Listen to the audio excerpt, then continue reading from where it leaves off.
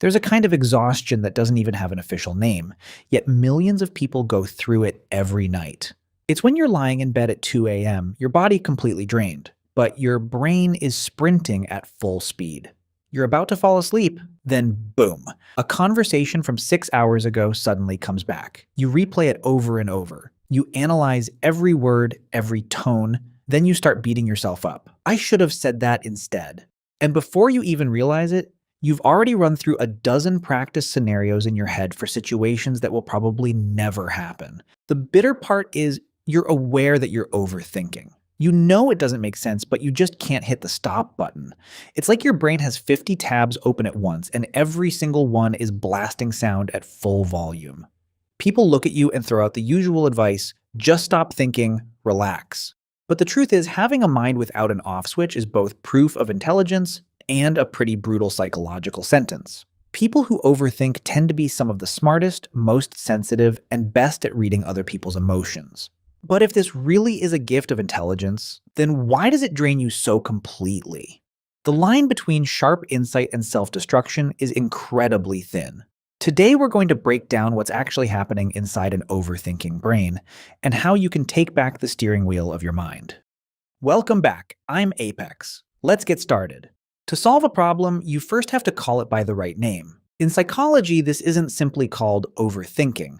There's a more precise clinical term for it: maladaptive rumination. This is when your mind gets stuck, endlessly chewing over the same old thought patterns, especially when you're dealing with uncertainty, past events you can't change, or complicated social situations. A lot of people, even those around you, might say things like, "You're too sensitive," or "You're overreacting, that's why you worry so much." But science doesn't agree with that kind of shallow judgment.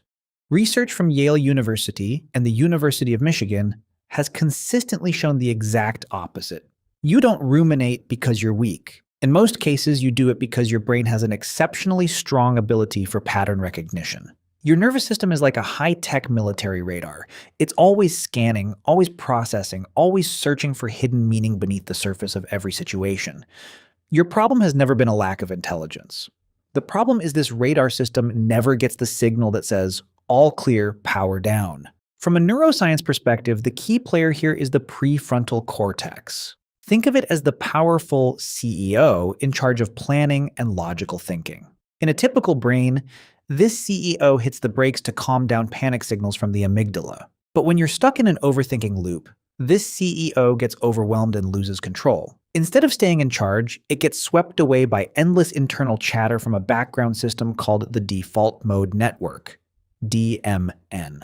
This combination creates a mind that's basically always online. You're constantly reviewing everything that already happened, while also drafting responses for conversations that haven't even happened yet. Your brain is like a Ferrari with a powerful V8 engine, but your foot is stuck on the gas while the car is in neutral. The engine is roaring, the wheels are spinning, burning through fuel, but the car doesn't move forward an inch. Your exhaustion comes from the intense pressure of that engine constantly revving. But here's the real question. Why would an intelligent brain put itself into such a draining state? What's both fascinating and a little heartbreaking is this. Psychology has found that this pattern usually doesn't just appear out of nowhere in adulthood. For a large number of overthinkers, this habit was rooted all the way back in childhood or the teenage years. Take a moment and look back. Did you grow up in an environment where outcomes always felt unpredictable? When a child grows up in a home where the moods of adults, parents or caregivers, can shift suddenly without warning, or in a place where even the smallest mistakes lead to outsized consequences or harsh criticism, that child's developing brain learns a very logical survival strategy: anticipate everything.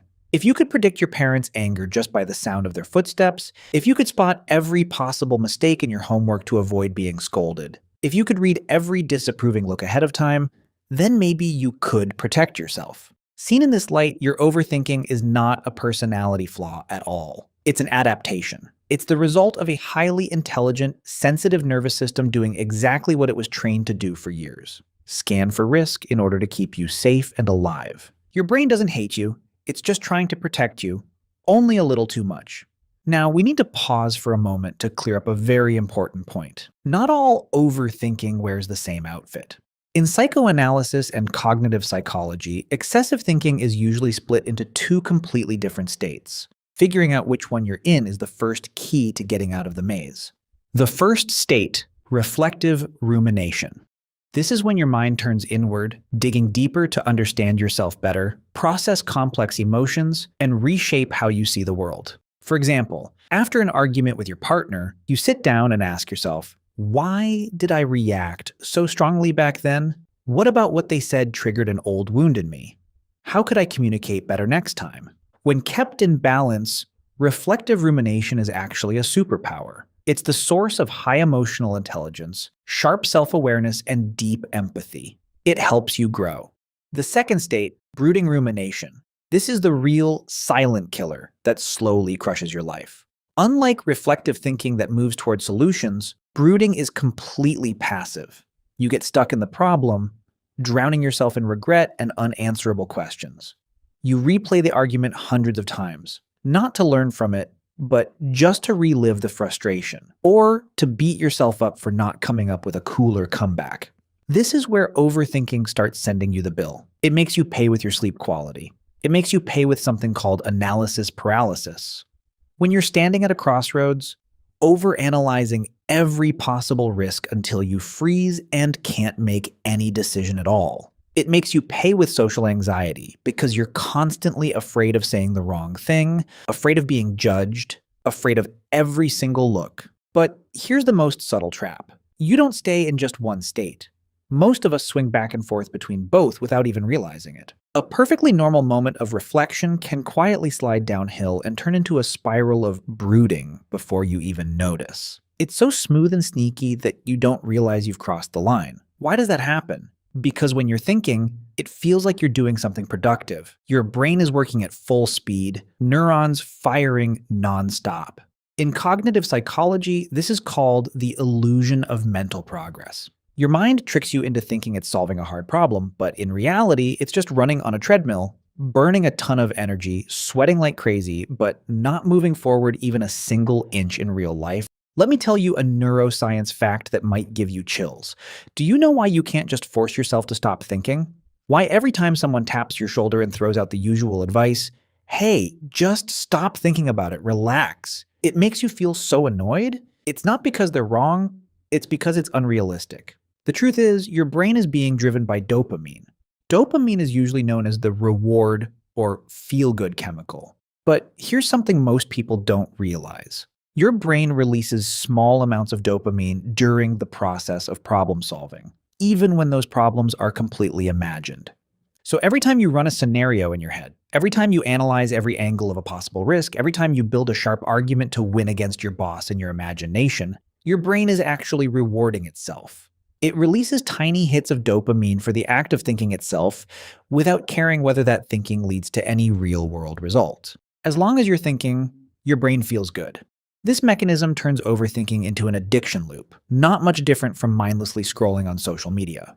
The more you think, the more you get paid with these chemical rewards, and the more you feel the need to keep thinking to maintain that false sense of safety. That's why trying to use willpower to order yourself to stop thinking is, scientifically speaking, completely unrealistic. You can't fight a system that has such a strong chemical drive to keep the habit going. So how do we break out of this prison? Trying to force someone who's overthinking to stop thinking is like telling someone with motion sickness to just stop feeling nauseous. It doesn't work. Top therapists around the world, when working with people who struggle with chronic overthinking, don't waste time trying to shut down their thoughts. The real goal of therapy is to help you change your relationship with those thoughts. To do that, I want you to start practicing two core techniques drawn from acceptance and commitment therapy and somatic experiencing. Tip number 1, cognitive diffusion. Imagine your anxious thoughts as a pair of virtual reality goggles pressed tightly against your eyes. When you're wearing them, you believe the disaster playing inside is real. You become fused with your thoughts. Cognitive diffusion is the act of taking those goggles off, holding them in your hands, and realizing, oh, this is just a video playing, not my real life. In practice, it's about adjusting your inner language. Instead of getting pulled into a label like, I'm a total failure, take a step back, create a little mental space, and say to yourself, I'm having the thought that I'm a failure. Do you see the huge difference? When you add the phrase, "I'm having the thought," you instantly separate yourself from that toxic stream of thinking. You take away its absolute power. You're no longer a victim being swept away by the current. You've stepped onto the shore, watching the current flow. This small shift helps move blood flow and neural activity away from the amygdala, the center of panic and emotional reactivity, and back to the prefrontal cortex, the center of logic and awareness. You're letting your brain understand this is just raw data being processed, not a life sentence for who you are. Tip number 2, update the safety signal for your central nervous system. At its core, overthinking happens because your nervous system is still running on old survival software from the past, always assuming the world around you is full of danger. That's why you can't use logical thinking to convince it to relax. You have to use the language of the body to retrain it. When your mind starts racing, when your heart beats faster and you feel yourself getting pulled into an endless loop of anxiety, you need to immediately cut the stream with real sensory experiences.